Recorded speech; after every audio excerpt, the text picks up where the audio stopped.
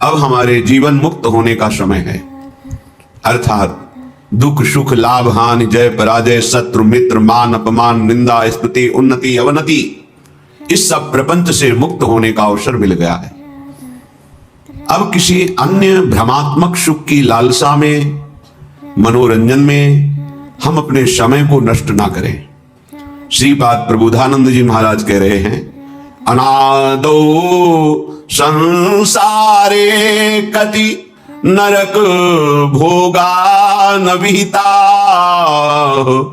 कियंतो ब्रह्मेन्द्राद्यतुल सुख भोगाश्च कृता तदास्मिन्ने कस्मिन् वपुषि सुख दुखे न गणयन् सदैव श्री वृंदावन मखिल सारम भज सके। हे सखे, हे मित्र, मेरी बात मान लो। अनादो संसारे कति नरक भोगा न भीता। कितनी बार तुमने नरक भोगा है, तुम्हें याद नहीं है। बड़े बड़े दुख भोगे हैं। इस माया का काज ही है हर परिस्थिति को विस्मृति के गर्त में लीन कर देना। हमने बहुत बार नरक भोगा है। और कह रहे हैं कि अंतो ब्रह्मेन्द्राद्यतुल सुख भोगाश्च न कृता। ब्रह्मा इंद्र आदि के ऐसे कोई सुख नहीं बचे जो तुमने ना भोगा हो, क्योंकि अनादो संसारे, कब से सृष्टि हुई है कोई तिथि तारीख नहीं है। ये अनादि अनंत महामहिम प्रभु की मायामयी लीला है। जब से लीला प्रारंभ हुई तो कभी हमने बहुत बार नरक भोगा, कभी ब्रह्मा के सुख भोगे, कभी इंद्र के सुख भोगे। दुख का चरम सीमा स्थान नरक है और सुख का, लौकिक सुख का, ब्रह्मा का सुख, देवराज इंद्र का सुख है। दोनों को श्रीपाद वर्णन कर रहे कि दुख भी चरम सीमा का भोगा और लौकिक माया रचित सुख भी चरम सीमा का, ब्रह्मा का, देवराज इंद्र का तुमने भोगा है। माया की विस्मृति में हमें याद नहीं। जैसे अभी इसी जन्म में मां के गर्भ में बड़ा दुख भोगा पर कुछ याद नहीं, माया ने विस्मृति के गर्त में लीन कर दिया। अब कह रहे हैं सावधान हो जाओ। तदास्मिन् नेकस्मिन् वपुषि सुख दुखे न गणयन्। हे मित्र, अब तुम केवल एक जन्म सावधान हो जाओ। ये जो शरीर है, बहुत दुख भोगे, बहुत सुख भोगे। अब दुख सुख की कोई गणना मत रखो, अर्थात उससे प्रभावित मत हो। ये जीवन प्रभु को दे दो। सदैव श्री वृंदावन मखिल सारम भज सके। अखिल सच्चिदानंद सुख का सार प्रेम रस स्वरूप ये वृंदावन है। हे मित्र, अब तुम्हारे शरीर को चाहे लौकिक दुख मिले या लौकिक सुख मिले, तुम इसकी परवाह न करो और वृंदावन आओ, दर्शन करो, सत्संग सुनो और जीवन को परम सुखमय बनाओ। भगवत स्वरूप तुम हो, ऐसा तुम्हें अनुभव हो जाए। तुम इस दुख प्रपंच से मुक्त हो जाओ। बहुत जन्म व्यतीत हो गए नरक भोगते, दुख भोगते, लौकिक सुख भोगते। अब सच्चिदानंद सुख की प्राप्ति का समय आ गया है। इसे चूको मत, नहीं तो पछताना पड़ेगा। यहां से जाना है, हम तुम सबको जाना है। जाने की तैयारी कर लो। जो पहले से तैयार न थे पछता पछता कर चले गए। जहन रावण श्रम अभिमानी, हिरणा कश्यप संवरदानी, ये खान विभव की खान, जगत में कुछ दिन के मेहमान। भजले श्री भगवान, जगत में कुछ दिन के मेहमान। अपने जीवन को भगवतमय बना लो। धन्य है वो, श्रीपाद कह रहे, धन्यो लोके मुमुक्षुर हरि भजन परो धन्य धन्यस्ततोषौ। धन्यो यह कृष्ण पादाम्बुजरति परमो रुक्मिणी सुप्रियोतः यशोदेय प्रियोतः सुबल सुहृदतो गोपीकांत प्रियोतः श्रीमद वृंदावनेश्वर्यति रस विवश राधका सर्वमूर्धनि। पहले श्लोक में बताया कि अब तुम इस मायामयी नाटक के दुख सुख में मत फंसो। तुमने बड़े से बड़े दुख भोगे हैं, बड़े से बड़े सुख भोगे हैं, हाथ कुछ नहीं लगा। एक जन्म तुम एन केन प्रकारेण, चाहे जैसी परिस्थिति हो, तुम वृंदावन का दर्शन करो। आकर वृंदावन के रसिकों की सभा में बैठ करके सत्संग सुनो और जीवन को भगवतमय बना लो। कैसे? बोले धन्य हो जाओगे।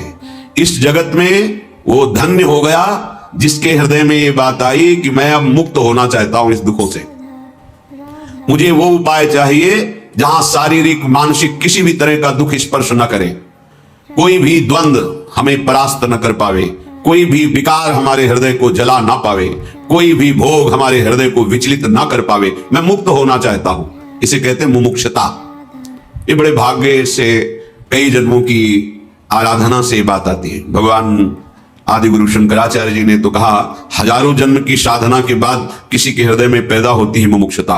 अब मैं मुक्त होना चाहता हूं, थक गया हूं, अब मुझे कोई भोग, कोई पद, कोई प्रतिष्ठा, कोई यश कीर्ति नहीं चाहिए, अब मैं इस मायाजाल से मुक्त होना चाहता हूं। ये अंदर से बात आना, वाणी से कहना अलग बात होती है। हृदय में भारी व्याकुलता पैदा हो जाना, अब मैं मुक्त होना, मेरा क्या स्वरूप है, मैं क्यों भटक रहा हूं इस देह भाव को लेकर, ये बड़े भाग्य से आते हैं। पूज्यपाद शिवड़िया बाबा जी के हृदय में जब मुमुक्षुता का स्वरूप जागृत हुआ, पहले कामाख्या देवी की आराधना करके विचार किया कि मैं ऐसा कुछ प्राप्त करूं जिससे जगत के गरीबों का दुख मिटा सकूं, जो दुखी जन है उनको सुख प्रदान करूं। जैसे महाराज युधिष्ठिर ने बटलोई सूर्य से प्राप्त की, ऐसे हम त्रिपुर सुंदरी भगवती से कुछ ऐसा प्राप्त करेंगे, तपोबल से जगत का दुख मिटा देंगे। लगे साधना में, फिर लगा कि बहुत जड़ चैतन्य पूरा जगत है, क्या बटलोई जैसी कोई वस्तु मिल जाने से हम पूरे जगत को दुख से बचा पाएंगे? देखो महापुरुषों का चिंतन क्या होता है। नहीं, इससे भी ऊपर हो गई, नहीं ठीक नहीं है, संन्यास ले लिया, दंडी सन्यासी हुए। फिर विचार हुआ, क्या इस तरह से भ्रमण करने से बात बन जाएगी? नहीं, तो दंड भी गंगा जी में विसर्जित किया, गुरुदेव से आज्ञा लेके अब मुझे ब्रह्मबोध प्राप्त हो। फिर सब प्रबल मुमुक्षुता देखी, अनुमति दे दी, ठीक है। गंगा किनारे चलते चलते जहां कोई महात्मा मिलता प्रश्न करते, हमारा स्वरूप क्या है, कैसे बोध हो। ताऊ वेदांत की बात बोले, हम आपके अनुभव की बात सुनना चाहते हैं। हमें सूखे चने चबाने होते तो हम चबा लेते, हमें आपका अनुभव चाहिए। कहीं संतुष्टता नहीं होती, क्योंकि इतनी प्रबल मुमुक्षुता थी कि साधन पक्ष की भी बात नहीं रह गई थी। सीधे क्या है मेरा स्वरूप, शास्त्रीय सिद्धांत, आपका अनुभव क्या है, क्योंकि बहुत महापुरुष थे, उनके प्रश्न के आगे उत्तर सही टिकता नहीं। फिर चलते भ्रमण करते हुए तीर्थराज प्रयाग आए, स्नान किया और एक खंडहर देखा। जब तक ब्रह्मबोध नहीं हो जाएगा तब तक न पानी पीऊंगा, न भोजन पाऊंगा, न उठूंगा, न शौच, न लवशंका, सारी क्रियाओं को बंद कर दूंगा। और लेट गए एक खंडहर में, एकांत में लेट गए। 3 दिन 3 रात ऐसे कुछ अनुभव नहीं हुआ। अब शरीर कितनी बड़ी मुमुक्षुता, न लवशंका, न शौच, न हिलना, न डुलना, 3 दिन 3 रात लेटे गए। भगवत प्रेरणा से कोई आया, उससे कहा थोड़ा शरीर को मालिश करो तो चलने लायक हो। फिर उठे, बोले अब क्या करूं, इसका मतलब अब मैं शरीर को नष्ट कर दूं, शरीर को त्याग दूं। ठीक है, लौकी का कमंडल था, फेंक दिया, ऊपर का अचला फेंक दिया, कूदने को हुए तो फिर वही विवेक, क्या शरीर त्यागने से ब्रह्मबोध हो जाएगा? फिर उसे भी बैराग, तो क्या करें, बहुत खिन। देखो कैसी मुमुक्षुता होती है, कुछ अच्छा नहीं। जब प्राण त्यागने के लिए उतारू हो गए तो इससे, पर उसके लिए भी विवेक आदेश नहीं किया, क्या इससे ब्रह्मबोध हो जाएगा? नहीं। फिर व्याकुलता, लौट पड़े। शंकर जी का मंदिर एक प्राय होते है गंगा किनारे, एकदम उनकी जो हृदय की स्थिति वो कोई मुमुक्ष ही जान सकता है। ऐसे डेरी पे सर रखा, शिवलिंग पे चरण रखे हैं। क्या करूं, हाय मचा हृदय में, कैसे मैं ब्रह्म साक्षात्कार करूं। तंद्राशी आई, तो जब कोई इतना व्याकुल होता है तो भगवान व्याकुल हो जाते हैं, जो चाहता है वो प्रदान करने के लिए। भगवान नर नारायण आए और उनको उपदेश किया, बस उसी समय स्वरूप का बोध हो गया।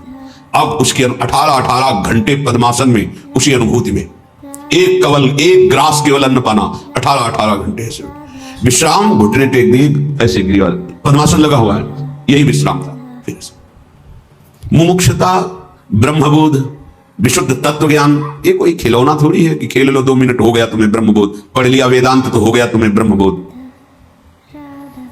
कह रहे धन्यो लोके मुमुक्षुर, जो मुक्त होना चाहता है इस संसार से, धन्य है वो, धन्य है।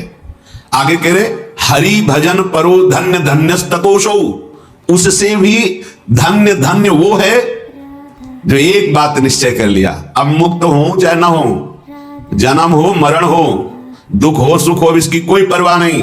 अब तो रात दिन हरि शरणम हरि शरणम हरि शरणम हरि शरणम, अब तो भजेंगे।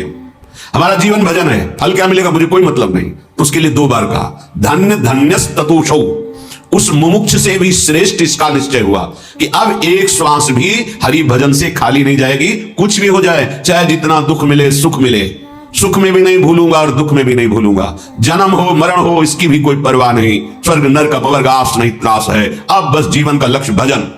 धन्य धन्य हो गया वो। इसके बाद कहे धन्यो यह कृष्ण पादाम्बुज रति, वो और धन्य हो गया जिसने हरि के श्री कृष्ण रूप की उपासना में चित्त जोड़ दिया। श्री कृष्ण चंद्रजू हमारे स्वामी हैं, हम उनके चरणों के आश्रित हैं, ऐसी भावना उनसे भी धन्य है, क्योंकि हरि का प्रेम रूप प्रेमावतार है भगवान श्री कृष्ण लीला पुरुषोत्तम।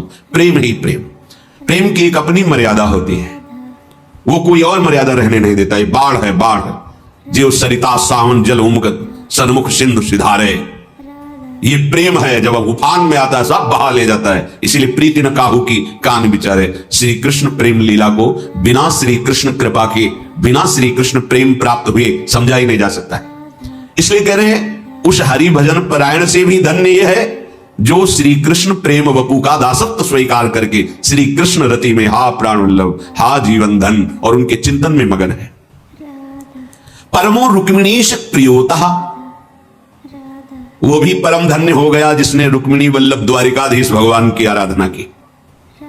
फिर यशोदे प्रियोता, यशोदानंदन जो नंद बाबा के आंगन में खेल रहे हैं, जिनकी चरण धूली, जिनकी झगुलिया प्रसादी पाने के लिए महादेव जी दरवाजे पर हट करके खड़े हैं, जिनके दर्शन के लिए एक से एक दिव्य महापुरुष रोज डेहरी की वंदना करते हैं आके नंदगांव में, क्योंकि अखिल लोकों ब्रह्मांडों के स्वामी बाल रूप से नंद बाबा के आंगन में खेल रहे हैं। ऐसे प्रभु की उपासना बोले उनसे भी सरस है जो रुक्मिणी वल्लभ की उपासना करते, उनसे भी वो धन्य है जो श्री कृष्ण के गोपाल रूप बाल रूप की आराधना करते हैं। सुबल सुहृदतो, सुबल आदि सखाओं के परम सुहृद श्री कृष्ण, अर्थात जो सखा भाव से गोष्ठ वृंदावन में गायें चराते हुए विविध प्रकार की रसमयी लीलाएं अपने सखाओं के साथ करते हैं, वो यशोदानंदन जो नंद बाबा के आंगन में खेल रहे उनसे भी अधिक रस वो प्राप्त करते हैं।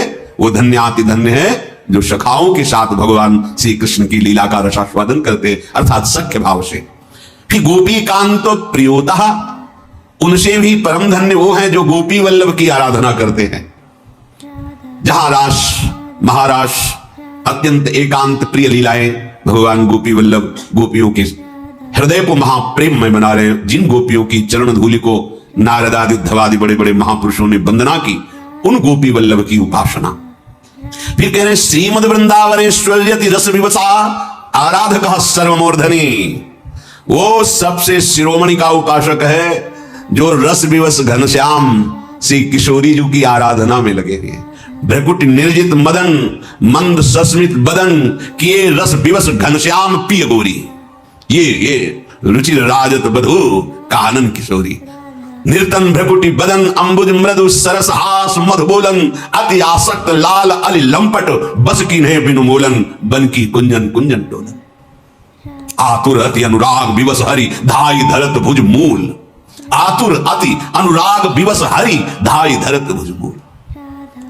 ये जो स्वरूप है नव कनक चंपकावली दलितेन्दीवर सुवृंद निंदित स्त्री वृंदावन नव कुंजे किशोर मिथुनम तदेव भज रसिकम।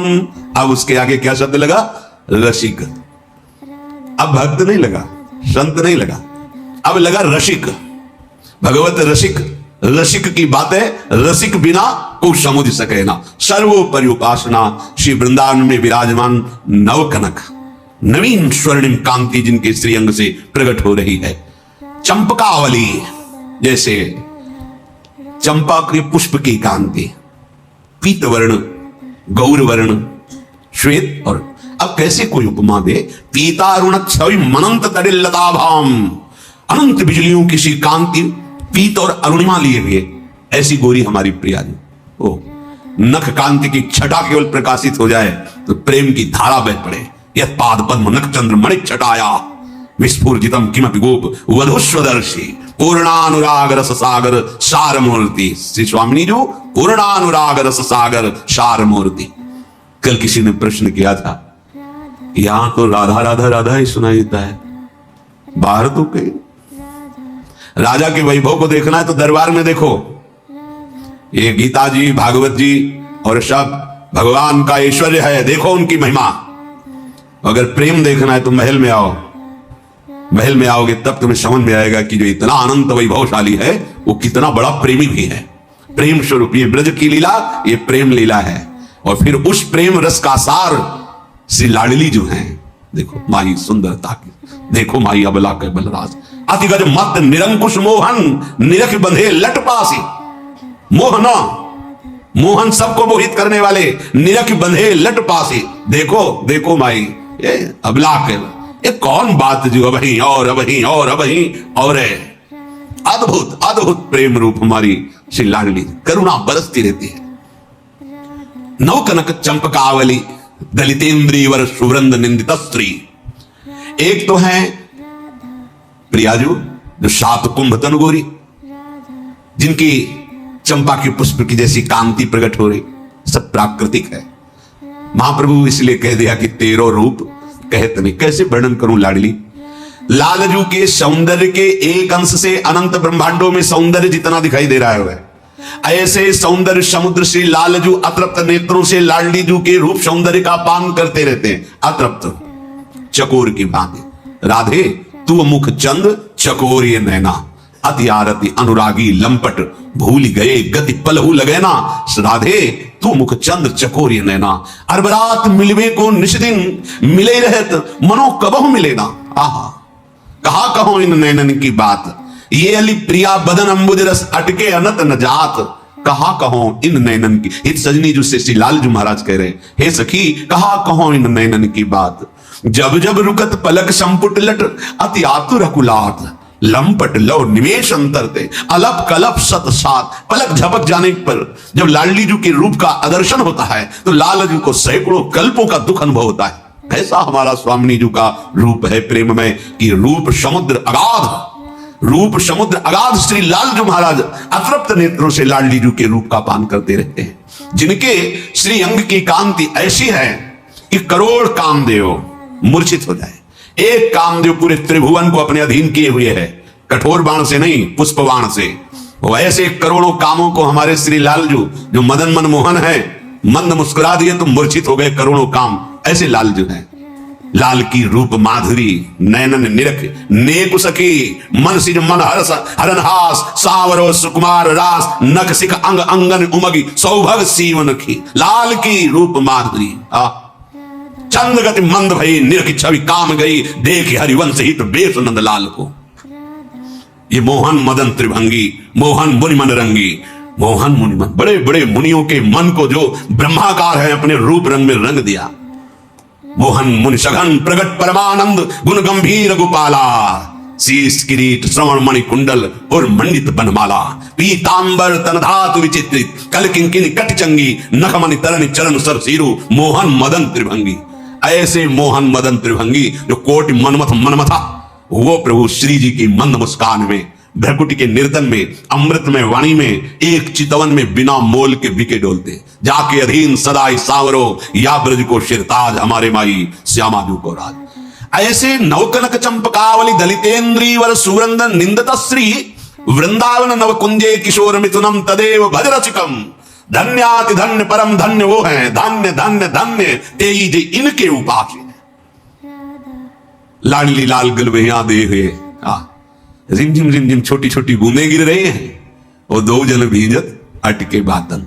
सघन कुंज के द्वारे ठाढ़े अंबर लपटेगा, रिमझिम रिमझिम बूंदों से नीलांबर पीतांबर श्रीअंग में से, और दोनों एक दूसरे की दृष्टि किए हुए मधुर मधुर बातें रसमयी, और सखियां दर्शन करके निहाल हो रहे।